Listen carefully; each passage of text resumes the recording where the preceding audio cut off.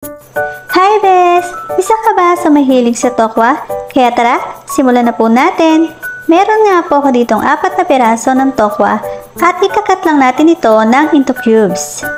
Kahit nga po 4 na piraso lang ang ating tokwa, kaya nitong mag-serve ng 4 to 5 person. At dahil na rin nga sa napakahilig ng kasama ko dito sa tokwa, kaya naman gumawa tayo ng recipe na gustong gusto niya. And then maghiwa nga po tayo dito ng white onion and siling haba or siling green. Pati na rin nga po samahan natin to ng red onion. Pagkatapos nga po nito, itabi muna natin at magpiprito nga muna tayo ng tokwa.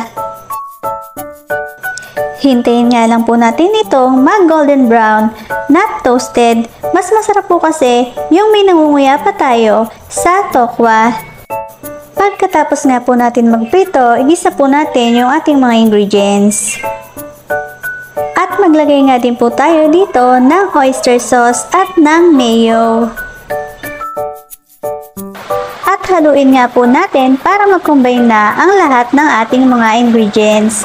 At maglalagay nga po tayo dito ng kaunting toyo para sa darkness ng ating tofu or recipe. At ng kaunting paminta. Dito nga po pala sa part nito ay nakalimutan ko nga pong maglagay ng sugar. Pwede na po tayong maglagay ng sugar dito at pagkatapos ilagay na po natin yung ating piniritong tokwa. At muli ay haluin lang po natin ito mga bes.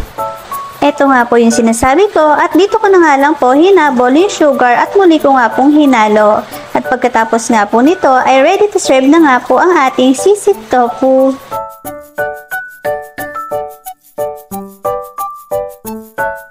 At tatoppings lang nga po tayo dito sa ibabaw ng natira nating ingredients para naman mas maganda siyang i-plating. And thanks for watching! Bye-bye!